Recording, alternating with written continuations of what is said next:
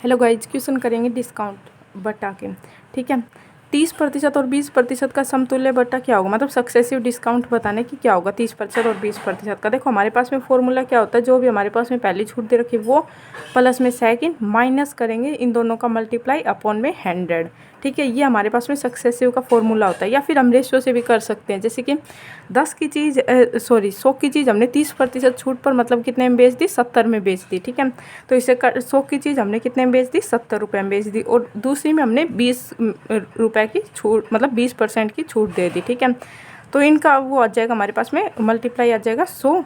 तो 100 की चीज़ हमने 7-8 के 56 रुपये में बेच दी, तो हमने कितने रुपए कम में बेची है, मतलब परसेंटेज में कितने में बेची है, 44। और कहाँ से बेची है ये, 100 से, तो 100 मल्टीप्लाई बाई 100 परसेंटेज आ जाएगा हमारे पास में 44% का हमारा सक्सेसिव डिस्काउंट है। ठीक है, या फिर इस फॉर्मूले से भी कर सकते हैं, जो भी अच्छा लगे। Buy 3 and get 5 discount. तो अगर हमें कोई शॉपकीपर बोल रहा है कि 3 खरीदो और 5 पाओ, तो इसके ऊपर हमें बताना है कि डिस्काउंट हमें कितने का मिलेगा। 3 खरीदो और 5 पाओ, तो हमें फ्री कितनी मिली, रुपए तो हमने 3 के ही दिए हैं, लेकिन हमें फ्री कितनी मिली है, मिल कितनी रही है चीज़, टोटल 5 मिल रही है, तो फ्री कितनी मिली, 2। अब ये 2 पे हमें 2 फ्री कहाँ से मिली है, 5 पे जब हमने 5 रुपये चीज़ हमें 5 चीज़ मिली, तभी तो हमें ये 2 चीज़ फ्री मिली होगी। तो हमें ये फ्री कहाँ से मिली है, 5 से, और परसेंटेज के लिए मल्टीप्लाई बाई 100, तो यह जाएगा 20, तो यह जाएगा टोटल 40% हमारे पास में डिस्काउंट आ जाएगा। अगला question, buy 7 and get 3 free discount. तो हमें अगर हम 7 खरीदेंगे और 3 फ्री पाओ, मतलब 7 खरीदो और 3 फ्री पाओ, तो हमें कितनी फ्री मिल रही है, 3 फ्री मिल रही है। और टोटल कितने पे फ्री मिल रही है, 7 का तो हम रुपए दे रहे हैं, लेकिन 3 हमें फ्री दे रहे हैं, तो टोटल हमें कितनी चीज़ें मिल रही है, 10 चीज़ मिल रही है। तो परसेंटेज के लिए 100, तो ये कैंसिल हो जाएगा, ये आ जाएगा हमारे पास में 30% का हमारे पास में डिस्काउंट आ जाएगा। उसके बाद में अगला है हमारे पास में 20% पर बाई 3 गेट 1 फ्री का समतुल्य बट्टा क्या होगा, ये बताना है। अगर हमें कोई दुकानदार बोला कि आपको 20% की छूट मिलेगी और 3 खरीदो 1 फ्री, ऐसा डिस्काउंट मिल रहा है, तो हमें बताना है कि टोटल हमें कितना डिस्काउंट मिल रहा है। 20% मतलब कि 1/5 की चीज़ हमें 4 में मिल रही है, और बाय 3 गेट 1 फ्री, तो हमें चीज़ कितनी फ्री मिल रही है, 1, और कितने पे मिल रही है, टोटल हमने चीज़ कितनी खरीदी है, 4 पे 1 फ्री मिल रही है, तो हमें कितने के रुपए देने पड़ रहे हैं, 3 के रुपए देने पड़ रहे हैं। ये कैंसिल हो गई, तो हमने 5 की चीज़ कितने में खरीद ली, 3 में खरीद ली, तो हमें छूट कितनी मिली, 2, और कहाँ से मिली, 5 से। परसेंटेज के लिए मल्टीप्लाई बाई 100, 5 2 10, ये आ गया हमारे पास में 40%, मतलब हमें जो डिस्काउंट मिला है वो 40% का मिला है, ये आ जाएगा right answer. Next question, 4% plus में बाई 15 गेट 1 फ्री का हमें डिस्काउंट बताना है, मतलब 4% का डिस्काउंट मिल रहा है, और 15 बाई करो और 1 फ्री पाओ। 4% मतलब 1/25, 25 की चीज़ हमें कितने में मिल रही है, 24 पर, और डिस्काउंट हमें 1 फ्री मिल रहा है 15 पे। ठीक है, तो हम टोटल खरीद कितने रहे, 16 की जगह हमें रुपए कितने के देने पड़ रहे हैं, 15 के, मतलब जो 16 चीज़ आती है जितने रुपए में उतने में ही हमें ये सारी चीज़ें मिल रही है। ठीक है, सो उसकी जगह पे हमें 15 के ही रुपए देने पड़ रहे हैं, लेकिन चीज़ हमें 16 मिल रही है, तो जो कट रहा है उसे कट कर देते हैं। 5 दिया 15, 5 5 25, 4 8 दूनी 16, और 8 दिया 24, तो ये आ गया 10। 10 का सामान हमें 9 में मिला है, तो कितने की छूट मिली, 1 की, और ये छूट मिली कहाँ से, 10 की, तो मल्टीप्लाई बाई 100 करेंगे, तो ये आ जाएगा हमारे पास में 10% की छूट, हमारा राइट आंसर। ठीक है, नेक्स्ट देखो, जो भी हमारे पास में प्रॉफिट या लॉस जो भी होता है, हमें किस पे होता है, सिप पर होता है, और जो भी हमें डिस्काउंट मिलता है, जो भी हम डिस्काउंट देते हैं, तो वो हमारे पास में वो हम एमपी पर देते हैं। अगर हमें देखो सीपी के ऊपर प्रॉफिट हो रहा है, तो वो क्या आएगा हमारे पास में, सेलिंग प्राइस आएगा, और अगर एमआरपी के ऊपर डिस्काउंट आएगा, तो वो भी हमारे पास में क्या आएगा, सेलिंग प्राइस आएगा। ठीक है, उसके बाद में अगला क्वेश्चन है हमारे पास में, एक व्यापारी ने एक वस्तु 450 रुपये में खरीदी, तो बताइए उस वस्तु का अंकित मूल्य क्या होगा, ताकि 10% की छूट देने के बाद में 20% का लाभ प्राप्त हो। मतलब एक व्यापारी को एक वस्तु 450 रुपये में खरीदी हो, ठीक है, एक वस्तु से 450 रुपये में खरीदी है, तो बताओ उस वस्तु का अंकित मूल्य क्या होगा, ताकि 10% छूट के बाद में भी उसे 20% का लाभ हो। ठीक है, तो ये हम सीपी एमपी रेशियो से कर लेंगे। हमारे पास में होता है सीपी अपॉन एमपी। ऊपर हमारे पास में 100 में से जो भी हमने डिस्काउंट दिया उसे क्या करेंगे, माइनस करेंगे, और फिर नीचे क्या करेंगे, प्लस करेंगे जो भी हमें प्रॉफिट हो रहा है। अगर लॉस हो रहा है तो उसे हम माइनस कर देंगे। ठीक है, जो भी हमारे पास में दे रखा हो, प्रॉफिट दे रखा हो तो ऐड कर देंगे, और अगर लॉस दे रखा है तो उसे 100 में से माइनस कर देंगे। तो हमने कितने की वस्तु खरीद दी है मतलब कि हमारा क्या आ गया क्रय मूल्य। तो ये 450, इसकी जगह रख देंगे 450 और MP हमें निकालना है मतलब मार्क प्राइस, ठीक है। उसके बाद में हमने कितने का डिस्काउंट दिया, 10% की छूट दी, तो कितने में बेचा हमने 90% की छूट, 90% में बेचा। और कितने का लाभ हुआ उस पर बेचने पर 20% का मतलब 120। तो ये कैंसिल हो जाएगा, 30 दिया और 30 चौका 120, 3 एकम 3, 3 5 15 0 और 15 चौक 60, मतलब कि MP आ गया हमारे पास में 600 रुपये हमारा राइट आंसर। मतलब हमने वो चीज़ कितनी मार्कअप करनी चाहिए उसके ऊपर 600 रुपये, तभी उसके ऊपर 10% की छूट देने के बाद भी हमें 20% का लाभ होगा, ठीक है। अगला क्वेश्चन, एक व्यक्ति ने एक घड़ी 1260 रुपये में खरीदी हो तो उसे उस पर कितना मूल्य अंकित करना चाहिए ताकि 20% की छूट देने के बाद भी उसे 20% का लाभ हो। अब देखो उसने 1260 रुपये में वो घड़ी खरीद दिया, ठीक है, और ये MP है, तो उसे 20% की छूट देगा वो, तो कितने में बेचेगा 60 में, और फिर भी उसे 20% का लाभ होता है 20% की छूट देने के बाद में भी। तो याद जाएगा 40 दूनी 180, 40 दिया 112, तो ये 2 से कट जाएगा, 2 6 12 2 3 6 0, और 63 को 3 से मल्टीप्लाई करेंगे 9 और 18, मतलब 1890 रुपये उसे अंकित करने चाहिए। एक व्यापारी 15% की छूट देकर एक वस्तु पर 1260 रुपये कीमत अंकित करता है और 19% का लाभ प्राप्त करता हो तो हमें CP बताना है। देखो अब तक हमारे पास में क्या दे रखा था, इनका CP दे रखा था, लेकिन इस क्वेश्चन के अंदर हमारे पास में MP दे दिया और CP पूछ लिया, तो बस वही चीज़ करनी है हमें। उसके अंदर हमारे पास में जहाँ पे CP रखते थे अब उसकी जगह CP रखेंगे और MP की जगह जो हमारे पास में दे रखी है कितने 1260 वो रखेंगे। और कितने का डिस्काउंट दिया हमने 15% की छूट दिया, 15% छूट मतलब हमने 85 में दिया, और कितने का प्रॉफिट हुआ हमें 19% का मतलब 119 आ जाएगा। 17 5 85, 17 6 102, 17 7 119, ये 7 से कट जाएगा, 7 एकम 7, ये 7 7 8 के 56 0 और 18 5 90, मतलब कि उसका कॉस्ट प्राइस कितना होगा 900 रुपये होगा, जिसका हमने MRP कितना कर रखा है 1260 रुपये कर रखा है। यदि एक व्यापारी द्वारा अंकित मूल्य पर 20% की छूट देने पर 20% का लाभ कमाया जाता है, यदि MRP पर 30% की छूट दी जाए तो लाभ प्रतिशत बताना है। देखो एक व्यापारी है वो एक अंकित मूल्य पर 20% की छूट देता है, छूट देने के बाद भी उसे 20% का लाभ होता है। यदि उसे MRP पर 30% की छूट देता है तो हमें बताना है कि कितना प्रतिशत का उसे लाभ होगा, ठीक है। देखो CP MP का रेशियो यहाँ से निकाल लेंगे, CP MP का। अब उसने कितने की छूट दी है 20% की छूट दी है, मतलब 80 में बेचे, और कितने प्रतिशत का लाभ कमाया 20% मतलब 120, 40 दूनी और 40 दिया, मतलब कि उसने 2 के सामान को 3 पर बेच दिया। 2 हमारे पास में अगर कॉस्ट प्राइस है तो उसने मार्क प्राइस कितना कर रखा है 3 कर रखा है, तो परसेंट 0 अच्छे से कट जाए तो हम यहाँ पे 2 0 खुद से चिपका लेते हैं। तो इसके ऊपर हमने मान लिया कॉस्ट प्राइस कितना 200, हमने कितने में बेच दिया 300 में, ठीक है। तो अब 200 के सामान को उसने 300 में बेचा है, ठीक है।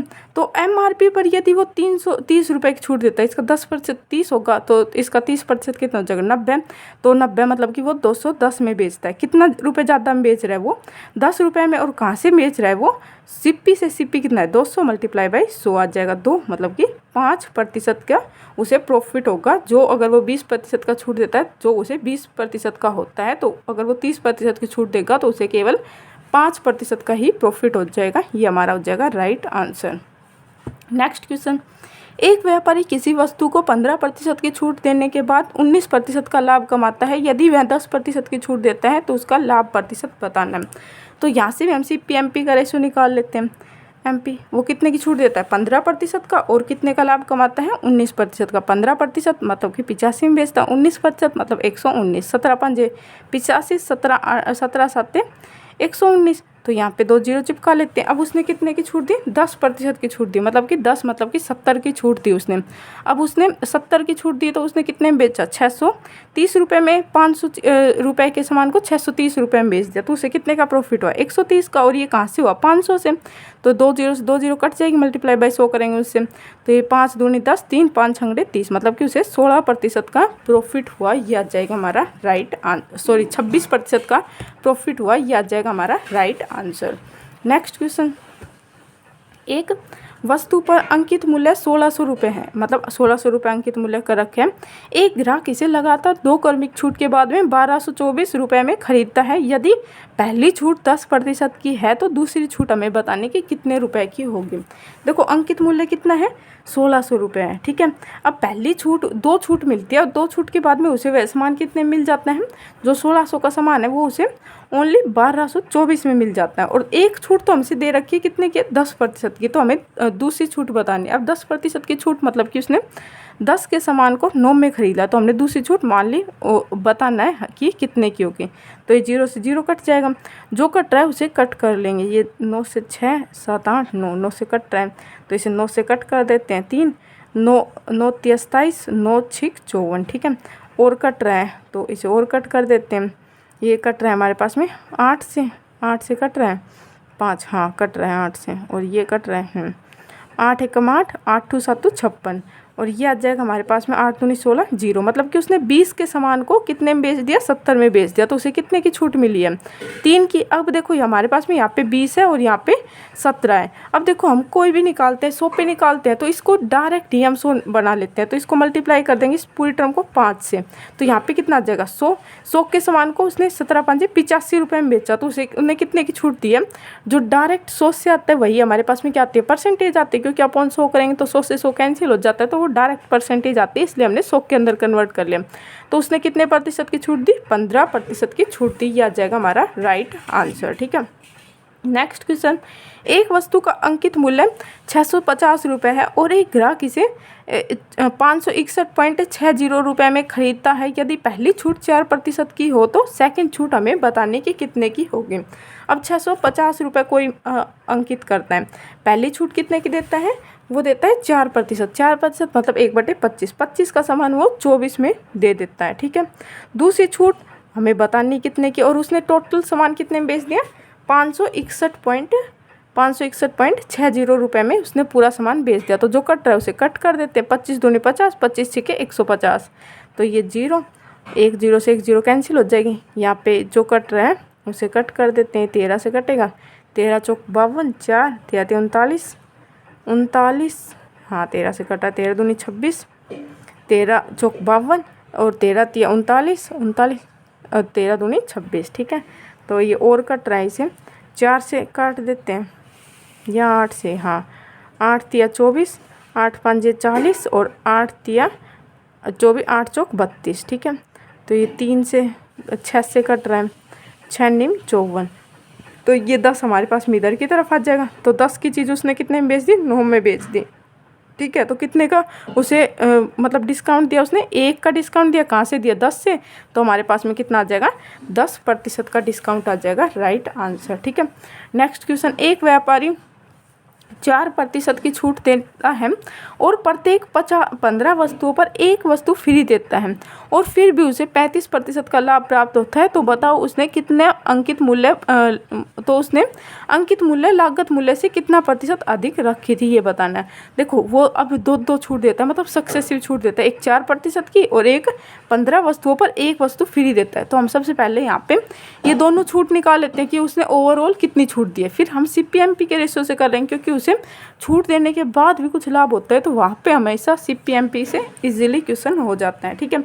तो उसने सबसे पहले कितने की छूट दी, 4% की, 4% मतलब 1/25, 25 की चीज़ उसने कितने में दे दी, 24 रुपये में दे दी, ठीक है। उसके बाद में उसने क्या बोला, 15 वस्तुओं पर उसने एक वस्तु फ्री दी है, मतलब टोटल कितनी चीज़ खरीदनी पड़ेगी, 16 पे उसने एक चीज़ फ्री दी है, तो मतलब 15 में दे दी उसने, तो ये कट जाएगा, 8 दूनी 16, 8 तिया 24, 5 तिया 15, 5 5 25, या जगह 5 दूनी 10, 10 के सामान को उसने 9 में बेच दिया, तो उसने कितने प्रतिशत की छूट दी, 10% की छूट दी। अब CPMP का रेशियो निकालना है, CPMP 10% की छूट देने के बाद, मतलब 90 में बेचने के बाद भी उसे 35% का लाभ होता है, ठीक है। 15 छिक 90, 15 निम्मे 105, ठीक है। 2 3 दूनी 6, 3 तिया 9, मतलब कि उसने 2 के सामान को 3 में बेच दिया, ठीक है। तो हमें बताना था कि अंकित मूल्य लागत मूल्य से कितना अधिक है, तो ये हमारे पास में क्या आ गया, उसका लागत मूल्य, ये आ गया उसका अंकित मूल्य, तो ये इससे कितना अधिक है, ये 1 अधिक है, और कहाँ से, CP से, मतलब अंकित मूल्य से, सॉरी कॉस्ट प्राइस से, ठीक है। तो मल्टीप्लाई बाय 100, तो ये आ जाएगा हमारे पास 50%, मतलब उसने जो क्रय मूल्य था उससे 50% अधिक अंकित मूल्य चिन्हित किया है।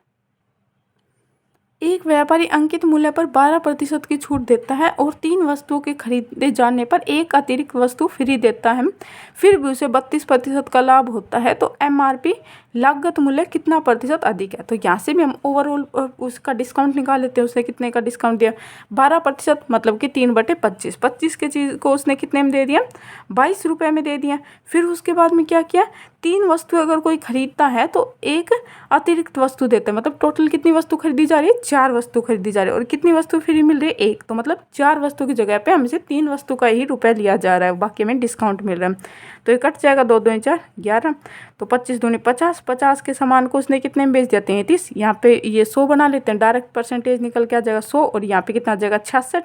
तो 100 के सामान को उसने 66 में बेच दिया, तो उसने कितने प्रतिशत की छूट दी, 44% की। सीपी एमपी का रेशियो निकाल लेंगे, 44% की छूट, मतलब उसने बेचा कितने में, 66 में, और फिर उसे कितने का प्रॉफिट हुआ, 32% का, मतलब 132। ठीक है, 11 छिक 66, 11 एकम 11, 11 दूनी 22, 2 एकम 2, 6 एकम 6, 6 दूनी 12, मतलब एक के सामान को उसने 2 में बेच दिया। तो हमसे बताना है सीपी है वो एमपी से एमपी है वो सीपी से कितना ज़्यादा है। ठीक है, तो ये कितना ज़्यादा है, 1 ज़्यादा है, और कहाँ से, सीपी से। तो 1/1 आ जाएगा मल्टीप्लाई बाय 100, मतलब कि 100% ज़्यादा उसने चिन्हित किया है। जो एमआरपी है वो लागत मूल्य से आ जाएगा राइट आंसर।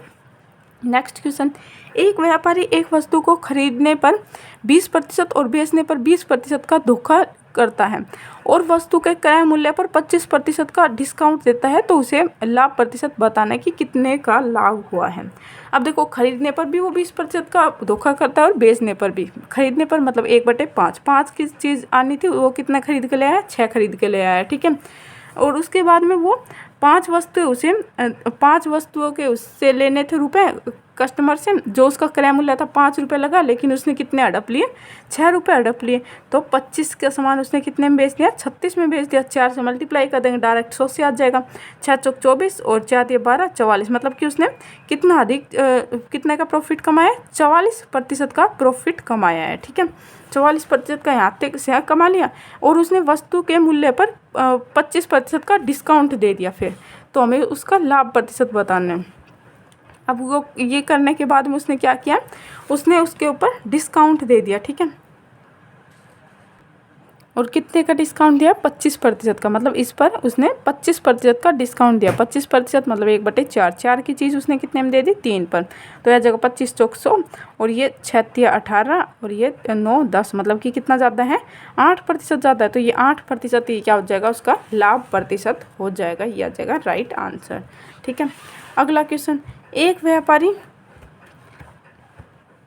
व्यापारी सामान पर 10% के लाभ पर बेचता है और 1 केजी के स्थान पर अगर कोई उससे बोलता है कि 1 केजी दे दो, तो वो ओनली 880 ग्राम वजन का ही यूज करता है, तो नगद भुगतान पर 10% की छूट देता है। तो लाभ प्रतिशत बताना है कि कितना होगा। 10% के लाभ पर बेचता है, मतलब कि 10 की चीज़ को वो कितने में बेचता है, 11 में बेचता है। और उसके बाद में अगर कोई उससे 1 केजी मांगता है, तो वो ओनली कितनी चीज़ देता है, 880, मतलब उसके जो गोदान है उससे तो 880 चीज़ निकली है। ठीक है, तो उसका लिए उसकी वैल्यू कितनी होगी, 880 के बराबर होगी, लेकिन वो ग्राहक से ले कितना रहा है, 1000 रुपये। तो जो ज़्यादा बेच रहा है वो उसका प्रॉफिट ही होगा। ठीक है, और अगर कोई उससे नगद भुगतान करता है तो उसे 10% की छूट भी देता है, चलो भाई ले जा छूट। ठीक है, तो वो 10 की चीज़ को 9 में बेच देता है, उसे हैंड टू हैंड पेमेंट देता है। तो ये 3 जीरो कैंसिल हो जाएगी, 11 8 88, तो मतलब कि उसने 8 की चीज़ को 9 में बेच दिया। कितने का छूट मिली, 1/8 इक्वल टू 12.5% आ जाएगा उसका छूट, उसका लाभ प्रतिशत हो जाएगा राइट आंसर। नेक्स्ट क्वेश्चन, एक व्यापारी अपने सामान पर लागत मूल्य से 20% ज़्यादा अंकित करता है। जो भी उसका लागत मूल्य था उसे 20% ज़्यादा अंकित कर दिया, 100 का सामान 120 अंकित कर दिया, और बेचते समय 10% की छूट देता है। 1 केजी के स्थान पर वह 880 ग्राम का इस्तेमाल करता है, तो खरीदते समय 1 केजी के स्थान पर और ख़रीदते समय जिस टाइम उसने खरीदा था वो सामान उस समय, ठीक है, वो क्या करता है 1 केजी के स्थान पर 1100, मतलब बेचता तो कम है लेकिन खरीद के लाता है। जब 1 केजी सामान उसे खरीदना था ना, वहीं पर वो गलत वजन का यूज़ करता है और उसकी जगह पे 1100 ग्राम लेके आ जाता है। मतलब रुपए तो 1 केजी के ही देता है लेकिन 1100 ग्राम ज़्यादा ले आता है, 100 ग्राम ज़्यादा ले आता है। ठीक है, तो इस्तेमाल करता है, तो उसका लाभ प्रतिशत बताना है कि उसका लाभ प्रतिशत क्या होगा। अब क्या किया उसने 20% ज़्यादा अंकित किया है, ठीक है।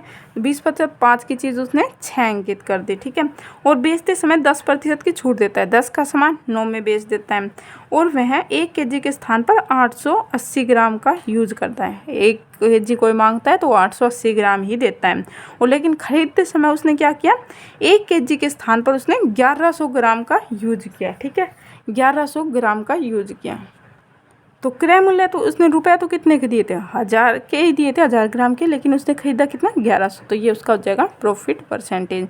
जो कट रहा है उसे कट कर देते हैं, 1000 से 1000 कैंसिल हो गए, 2 जीरो से ये 2 जीरो कैंसिल, 11 8 88 और 2 तिया 6, सॉरी 2 तिया 6 और 2 2 4, तो ये 5 20 और ये 9 तिया 27, मतलब 20 का सामान उसने कितने में बेच दिया, 27 में। डायरेक्ट 5 से मल्टीप्लाई कर देते हैं, 27 multiply by 5 is equal to 35%, 135 आएगा, तो ये आ जाएगा हमारे पास में 35% का उसका प्रॉफिट, राइट आंसर।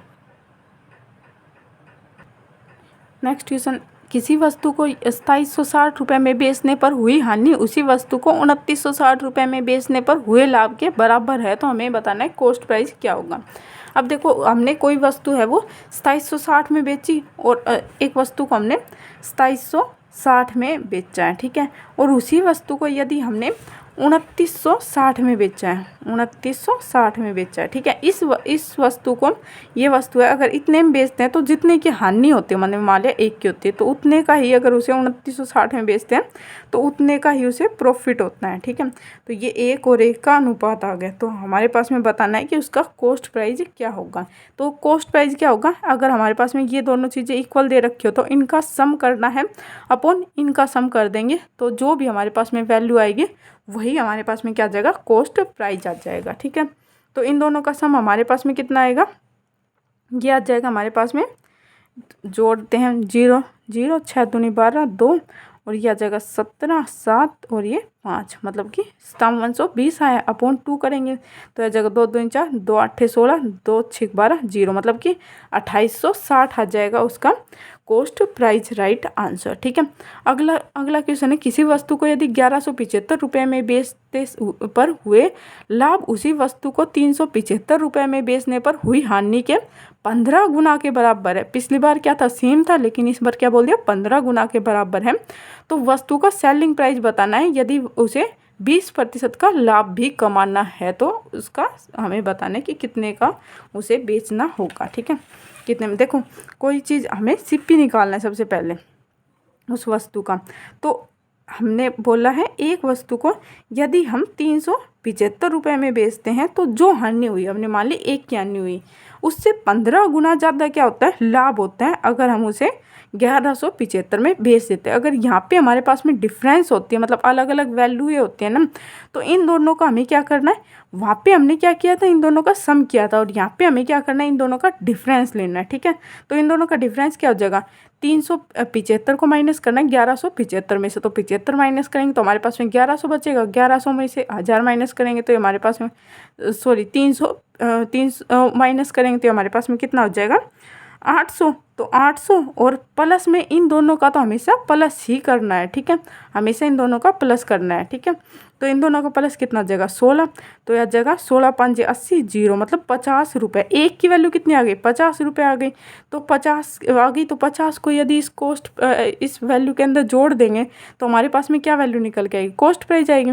तो इसको 50 में जोड़ कर देंगे तो यह जगह 8 9 390 आ जाएगा हमारे पास में वो वैल्यू जिसमें हमने वो चीज़ को बेचा है, ठीक है, सॉरी जिसमें हमने उस चीज़ को ख़रीदा है। अगर हमें इस पर कितने रुपए ज़्यादा कमाने, 20% रुपये ज़्यादा कमाने हैं, ठीक है। तो